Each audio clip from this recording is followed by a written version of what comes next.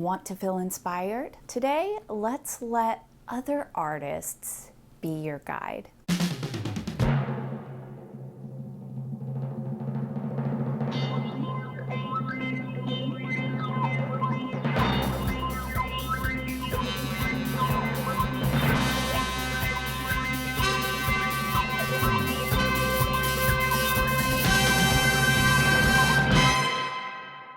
It's easy to slip into a space in which we feel uninspired, particularly if we're engaging in the same type of content every day. But we don't have to stay in that place, especially since we have so much art at our disposal. My name is Jenny Velarde. I'm a psychotherapist, and just as importantly, I'm an artist. Let's aim to give ourselves a hand with an exercise I call inspiration inventory. By walking through this exercise, we're ensuring that you have a backlog of custom inspiration at the ready. Now, as we spoke about in our previous episode on inspiration, which I'm happy to link for you below, feeling inspired is of therapeutic concern because it can be the very thing that makes the difference between a vision being brought into fruition and tapping into purpose and service versus feeling blocked, distressed, defeated. Feeling chronically uninspired can take a devastating real-world toll on us, and it can spiral quickly. Now, today's inspiration inventory is going to be an active, interactive way to kickstart feeling inspired. So be encouraged right now to grab a notebook or a journal and something to write with. Throughout this episode, get ready to pause to give yourself moments to respond with your custom answers and reactions. So many great works of art throughout history have been inspired elementally by other artists. We will be doing so today by pulling elements, our key word here, from other creative works that speak to us or ignite us in some way. Now, an incredibly famous example of this, the Beatles album, Rubber Soul, served to inspire the Beach Boys, specifically Brian Wilson, to create the album Pet Sounds, which infamously in return resulted in inspiring the Beatles to make Sgt. Pepper's. Another example of this, Spike Lee credits the expansiveness of one of his most favorite films, Lawrence of Arabia, for the epic feel in his film Malcolm X. Artists inspiring artists. Now, we could go on, and feel free to mention in the comments below compelling examples that you know of artists inspiring artists, though now we are going to start collecting your elements. In fact, that's the role that we're stepping into to do your inspiration inventory, the role of collector.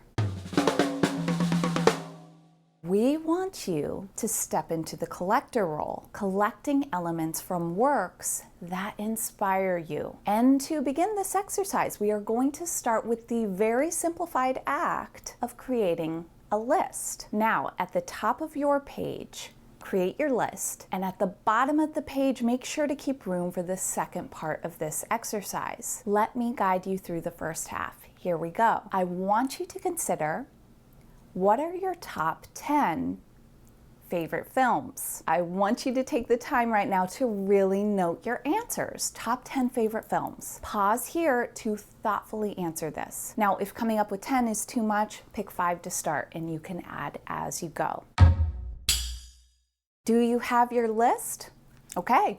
Part 2, as we go through this, just jot your answers down in no particular order at the bottom half of the page. You can list it, you can write it out all over the page, whatever feels right to you. And whatever the answers are, that's all a part of assembling your collection of elements as you build out your inspiration inventory. There is no right or wrong way to do this. Now, take a look at your list and start to observe and unfold each of your picks. Really examine them, kind of mull over them. As you're looking at them, what are you noticing? Here are a few specific ways you can explore your choices. Consider theme, concept, style, aesthetic, texture, mood, feelings evoked, palette, tone. This is just a place to start, but anything that comes to mind is potential fuel for the fodder. Just start jotting down the elements.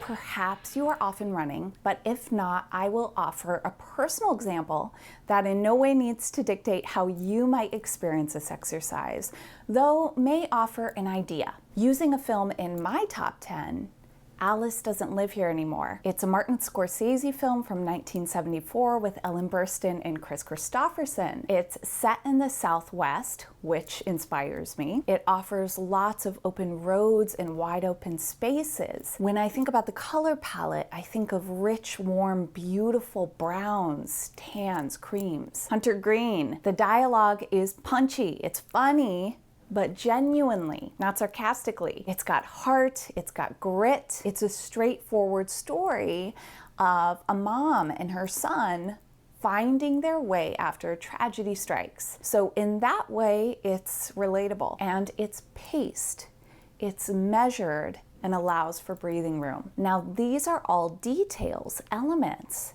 that I would jot down in my inspiration inventory. These revealing things that stick out to me, that stimulate me, that inspire me. Now, I could keep going, but you get the idea. Already, just riffing on this single film, I've already pulled a lot of elements that I could incorporate into my art forms. And in fact, I have. Several years ago, from one scene in this very film, I used two specific colors that I saw in one of the shots to inspire an oil painting, which I soon after completed and sold to a buyer. A practical example of art inspiring art.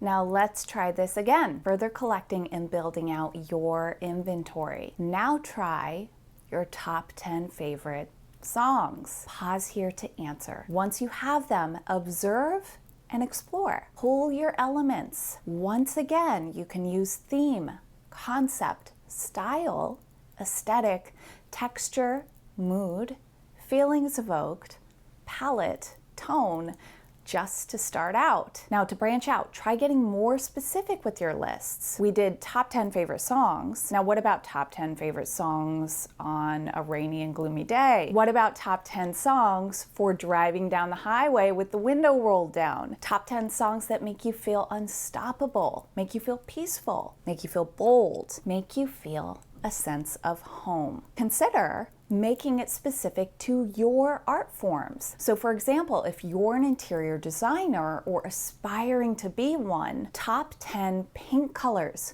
maybe more specifically, so for a kitchen or a living room. Now maybe you're a guitarist, top 10 solos of all time, or vintage guitars, or effect pedals. If you're a writer, top 10 opening lines, top 10 novels about an underdog. If any of these lists mentioned kind of pop out to you, stop, pause, and make that list so that you can begin to collect your elements and start to create custom lists. In fact, I would love to see your list ideas in the comments below by building out lists based upon your medium, or perhaps an art form that you've never tried out before, or maybe just love. This exercise is limitless. Once you start to build out your inspiration inventory, you can start to put it to good use. Apply this by reflecting upon all the elements that you've collected thus far and see how they might inform your art forms, your current projects, wherever you're at now, the next undertaking that you want to take on. Keep your inspiration inventory handy and continually add to it. That way you can use it as a personalized custom resource that you can reliably turn to time and time again when looking for inspiration. Now, go and create. You were created to. Now, here's the thing about procrastination. With the right tools, it can be our greatest helper. Without the right tools, it will take us down, shamelessly stealing days, months, years, and even decades from us. And it doesn't stop on its own. The procrastination system, 6 hours, 5 segments, 20 chapters, custom-built tools and concepts reinforced by up-to-date neuroscience. Turn your inaction into traction. The link's below. Thanks so much for being here. I appreciate you. If this episode was useful, I would love for you to hit the like button and perhaps share it with someone. For more tool-based, actionable, creative content, please make sure to subscribe. Also, if you have a question about creativity or the artist role that you would like to have answered, please leave it in the comments below, and it may be featured in an upcoming episode.